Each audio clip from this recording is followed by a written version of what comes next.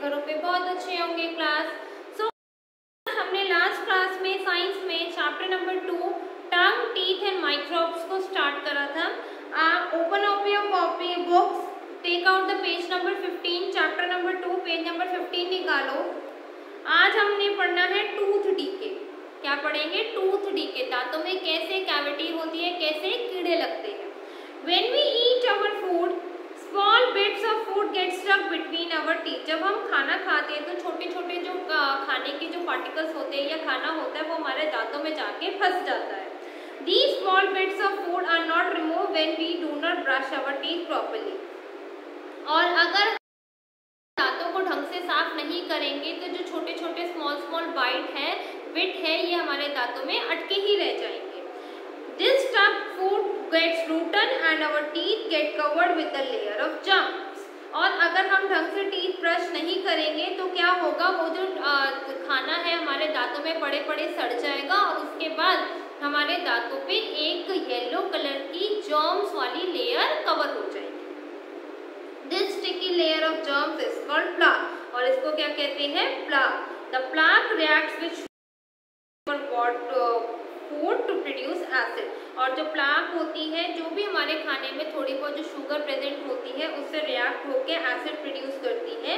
And the acid affects the tooth enamel and start destroying it. और जो acid होता है, प्रोड्यूस होता है, प्लाक जो शुगर के साथ बनाती है, वो एसिड सारा हमारे दांतों को डीके कर देता है, कीड़े लग जाते हैं हमारे दांतों को और हमारे दांत धीरे धीरे मतलब कीड़े खाने लगते हैं और हमारे दांत धीरे धीरे फिनिश होने लगते हैं। This is called the tooth decay और इसको हम क्या कहते हैं? Tooth decay. होल्स और कैविटीज इन द एनामल। और हमारे एनामल में क्या होता है, दांतों में होल्स हो जाते हैं और होल्स हो जाते हैं, छोटे छोटे खड्डे हो जाते हैं, कैविटी होती है, दर्द हो जाता है और गंदगी मच जा और कीड़े लग जाते हैं। That's why the nerves and the blood vessels in the pulp gets exposed। और जो भी नर्व्स और ब्लड वेसल्स खाना देती थी वो बिल्कुल बाहर आ जाती है, फूट जाती है। When any cold or hot thing come in contact with these exposed nerve, we feel sensation, pain और toothache। Tooth decay. और हम कुछ भी खाते हैं तो ये नर्व जैसे ही उनके कांटेक्ट में आते, जैसे हमने ठंडा खाया और हमारी नर्व्स ऑलरेडी मतलब फूल चुकी है, बाहर आ गई है, तो वो हमें ठंडा गर्म का दिक्कत देती है। टूथ डीके क्यों होता है? टूथ डीके के क्या क्या कॉज होते हैं? टूथ एक होता है, दांतों में दर्द होता है, होल्स और कैविटीज हो जाती है, होल्स हो जाता है, दांतों में कीड़े लग जाते हैं, फाउल स्मेल, माउथ से बहुत गंदी सी बदबूदार स्मेल आती है, लॉस ऑफ टीथ गिरने स्टार्ट हो जाते हैं, स्टमक डिसऑर्डर। कई बार दांत खराब होने की वजह से हमारे स्टमक में भी हो जाता है। ठीक है क्लास, यहाँ तक एक बार रीड करो, फिर हम आगे चलेंगे। रीड करो क्लास यहाँ तक, फिर हम आगे चलते हैं।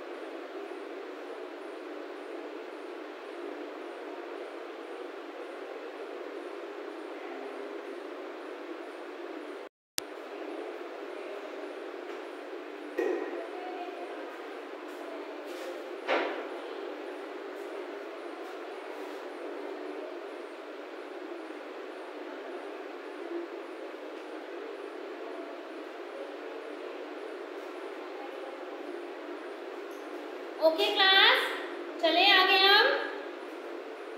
अभी तक हमने पढ़ा टूथ डीके, अब हम पढ़ेंगे केयर ऑफ टीथ। हमें अपने दांतों को कैसे साफ सुथरा उनकी केयर करनी चाहिए।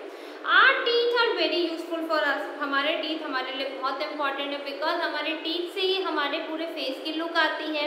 We should take care of them to prevent tooth decay. हमें इसको ठीक रखने के लिए, टूथ डीके कीड़ों से बचाने के लिए कैसे केयर करें। We should eat fruits like apple and vegetables like radish, carrot, etc.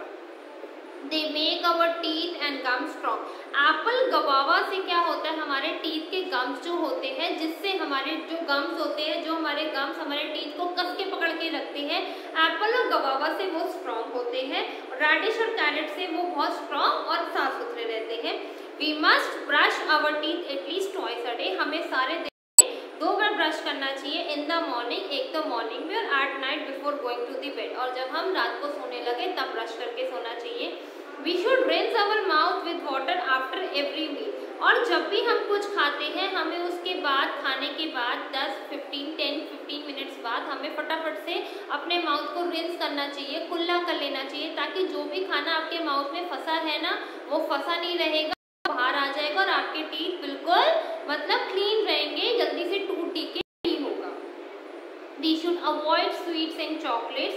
हमें ज़्यादा चॉकलेट्स और स्वीट्स नहीं खानी चाहिए, ये हमारे टीथ को मतलब नुकसान पहुंचाती है। We should visit a dentist every 6 months. और हमें डेंटिस्ट के बाद हर 6 महीने में जाना चाहिए। फैक्ट फाइल पढ़ते हैं। When teeth grow crooked, the dentist fits wire braces to straighten them. जब आपके टीथ बहुत टेढ़े मेढ़े हो, ऊपर नीचे हो या बाहर की तरफ निकल रहे हो, तो डेंटिस्ट आपके दांतों में ब्रेसेस लगाते हैं। Wire braces helps the teeth to grow straight. ये देख रहे हो वायर ब्रेसेस। और ब्रेसेस क्या होते हैं, आपके टीथ को सीधा होने में, ग्रो करने में हेल्प करते हैं। अब माइक्रोब्स क्या है। Microbes are very tiny organism, living organism. They cannot see with the naked eye. Microbes क्या है, बहुत छोटे छोटे लिविंग ऑर्गेनिज्म है जो कि हम नहीं देख सकते। अब जैसे कोरोना का वायरस है क्लास आजकल, आपको कहते हैं ना कोरोना वायरस किसी भी चीज़ पे आ सकता है, किसी भी पॉलिथीन पे आ सकता है। मतलब आप जब भी बाहर से आओ, अपने हैंड वॉश करो, अपना माउथ वॉश करो, अपने कपड़े रिमूव करो जो भी बाहर से पहन के आ रहे हो, बिकॉज वायरस देख नहीं सकते, वो बहुत छोटे ऑर्गेनिजम्स होते हैं, बट वो कहीं पर भी आ सकते हैं, कहीं पर भी हमें नुकसान पहुंचा सकते हैं। तो इसी तरीके से माइक्रोब्स क्या है, बहुत छोटे छोटे लिविंग ऑर्गेनिजम्स होते हैं जो हम अपनी आईज से नहीं देख सकते। दे can B only seen called microscope. अब हम इन ऑर्गेनिज्म को सिर्फ और सिर्फ माइक्रोस्कोप से ही देख सकते हैं। माइक्रोस्कोप होता है एक इंस्ट्रूमेंट होता है जिससे छोटे छोटे ऑर्गेनिजम्स देखे जाते हैं जो हम अपनी खुली आंखों से नहीं देख सकते। Microbes are found everywhere, that is in air, water, soil, food and also inside and outside our body। और जो माइक्रोब्स होते हैं, छोटे लिविंग ऑर्गेनिजम्स होते हैं, ये हर जगह पाए जाते हैं। एयर में भी है, वाटर में भी है, सॉइल में भी है, फूड में भी है।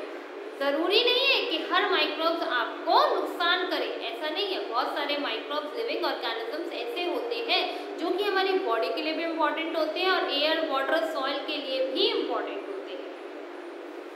And also inside and outside bodies of the animal, plants and human beings, they grow rapidly when they get warm, air, moisture and food. Some microbes are useful to us and some are harmful.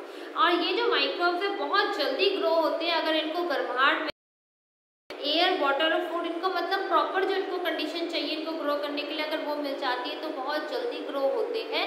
और ज़रूरी नहीं है कि सारे microbes क्या हो, बुरे ही हो, आपको हार्म दे। कुछ माइक्रोब्स आपके लिए बहुत शरीर के लिए, आपकी बॉडी के लिए बहुत ज़्यादा बेनिफिट होते हैं, कुछ आपके लिए हार्मफुल होते हैं। Kinds of microbes, there are 4 kinds of microbes: bacteria, virus, fungi and protozoa. Bacteria are the single celled microbe. Bacteria क्या होता है, सिंगल सेल होता है, उसके अंदर सिर्फ एक ही सेल होता है। They can be of varying shapes like rod shape, spherical, spiral और कोमा शेप। मतलब इनकी शेप होती है, रॉड शेप की होती है, सर्फिकल होती है, स्पाइरल शेप की होती है, कोमा शेप की होती है बैक्टीरिया, जो कि हमें नजर नहीं आते। वायरस क्या होता है, virus are microbe smaller than bacteria. Virus क्या होता है, एक माइक्रोब होता है जो बैक्टीरिया से भी छोटा होता है। देख रहे हो आप लोग। Fungi are the microbes that grow on dead and decay matter. और फंगी क्या है, एक ऐसा माइक्रोब्स है जो मतलब पुरानी चीजों पे लग जाती है। Protozoa they are called single celled microbe. Protozoa भी सिंगल सेल्ड माइक्रोब होते हैं। अब यूजफुल माइक्रोब्स कौन कौन से होते हैं? There are some microbe which are very useful to us in many ways. Lactobacillus is a kind of a bacteria that changes milk into the curd. Lactobacillus एक bacteria होता है जो मिल्क को कर्ड में चेंज करने के लिए help करता है, और ये बैक्टीरिया हमारी बॉडी के लिए बहुत बेनिफिशियल है, बिकॉज कर्ड कहते हैं कि मिल्क और कर्ड दोनों ही हमारे शरीर को जाके है और हमारे बॉडी में जो भी प्रोटीन्स की कमी होती है कंप्लीट करती है। Some bacteria in the soil help the decay of the dead plant and animal. जो बैक्टीरिया, कुछ बैक्टीरिया जो सॉइल में होते हैं, वो जो प्लांट्स मर चुके होते हैं उनको डीके करने में, मतलब उनको उनके अंदर से जो भी न्यूट्रिएंट्स अब्सॉर्ब करने में हेल्प करती है। Some bacteria help in the digestion of food in our body. और हमारे बॉडी में भी बहुत सारे बैक्टीरिया प्रेजेंट है जो हमारे फूड को डाइजेस्ट करने में हेल्प करते हैं। Yeast is a kind of a fungus that helps to make the soft cakes and bread. और ईस्ट ऐसा फंगस है, ऐसा एक फंगस है जो हम लोग खाते हैं, जो आपके ब्रेड में, आपके पिज़्ज़ा में, आपके डलता है, ब्रेड में डलता है। बहुत सारी गार्लिक ब्रेड जब बनती है, जो उसका आटा गूंदा जाता है, उसके अंदर भी ईस्ट डलता है। ईस्ट क्या होता है? फुलावट के लिए।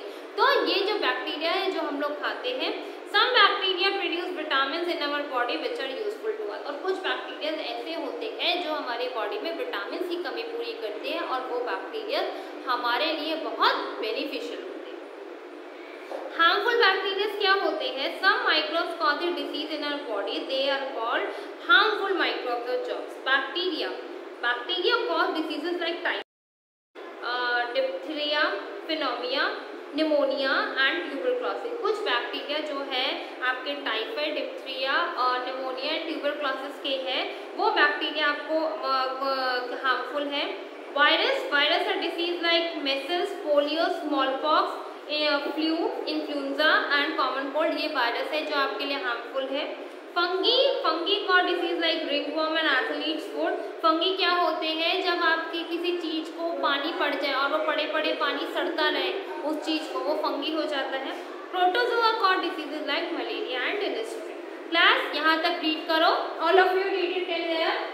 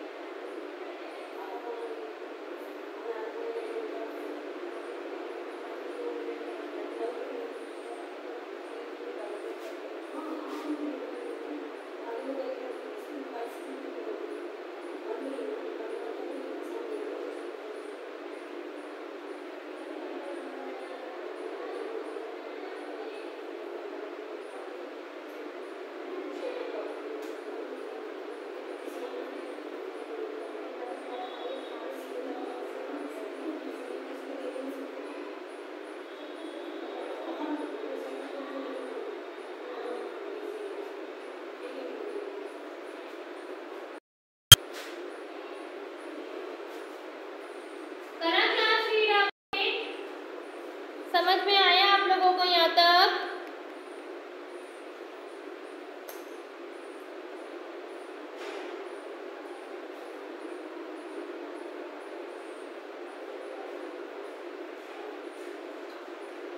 ओके क्लास, समझ में आया? Thank you class.